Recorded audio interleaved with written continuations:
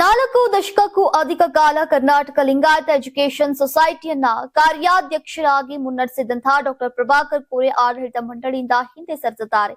ಪ್ರತಿಷ್ಠಿತ ಸಂಸ್ಥೆಗೆ ಉತ್ತರಾಧಿಕಾರಿ ಯಾರಾಗಲಿದ್ದಾರೆ ಎಂಬ ಕುತೂಹಲ ಎಲ್ಲರಲ್ಲೂ ಮೂಡಿದೆ. ಮುಂದಿನ 5 ವರ್ಷಗಳ ಅವಧಿಗೆ ಶಾಸಕ ಮಹಂತೇಶ್ ಕೌಜಲಗಿ ಹಾಗೂ ಬಸವರಾಜ ತಟವಟಿ ಅವರು ಕ್ರಮವಾಗಿ ಅಧ್ಯಕ್ಷ ಉಪಾಧ್ಯಕ್ಷರಾಗಿ ಪುನರಾಯ್ಕೆಯಾಗಿದ್ದಾರೆ. ನೂತನ ಆಡಳಿತ ಮಂಡಳಿಯ ಎಲ್ಲಾ ಪದಾಧಿಕಾರಿಗಳು ಅವಿರೋಧವಾಗಿ ಆಯ್ಕೆಯಾಗಿದ್ರು. ನಿರ್ಣಾಯಕ ಹುದ್ದೆಯಾದಂತಹ ಕಾರ್ಯಾಧ್ಯಕ್ಷ ಸ್ಥಾನ ಇನ್ನು ಖಾಲಿ ಇದೆ. ಡಾಕ್ಟರ್ ಕೋರೆ ಅವರು ತೋರಿಸ್ತಾ ಇರುವಂತಹ ಕಾರ್ಯಾಧ್ಯಕ್ಷ ಸ್ಥಾನದ ಜವಾಬ್ದಾರಿಯನ್ನ ಸಮರ್ಥವಾಗಿ ನಿರ್ವಹಿಸುವಂತಹ ಸಾಮರ್ಥ್ಯ ಯಾರಲ್ಲಿದೆ ಎಂಬ ಚರ್ಚೆ ನಾನಾ ವಿಶ್ಲೇಷಣೆಗೆ ಕಾರಣವಾಗಿದೆ. ಆಡಳಿತ ಮಂಡಳಿಯಲ್ಲಿ ಡಾಕ್ಟರ್ ಪ್ರಭಾಕರ್ ಕೋರೆ ಅವರ ಪುತ್ರ ಅಮಿತ್ ಕೋರೆ ಹಾಗೂ ಪುತ್ರಿ ಪ್ರೀತಿ ದೊಡ್ವಾಡ್ ಇದ್ದಾರೆ.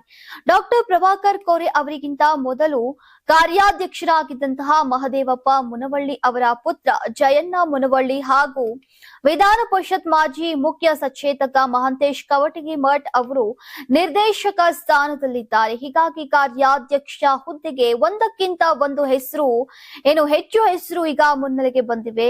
ಏನೇ ಇದ್ರೂ ಕೂಡ ಕಾರ್ಯಾಧ್ಯಕ್ಷರ ಆಯ್ಕೆ ಅಂತಿಮ ತೀರ್ಮಾನವನ್ನ ಡಾಕ್ಟರ್ ಪ್ರಭಾಕರ್ ಕೋರೆ ಅವರೇ ತಿಳಿಸಬೇಕು ಎಂಬ ಅಭಿಪ್ರಾಯ ಆಡಳಿತ ಮಂಡಳಿಯಲ್ಲಿ ಬಲವಾಗಿ ಕೇಳಿ ಬರ್ತಾ ಇದೆ.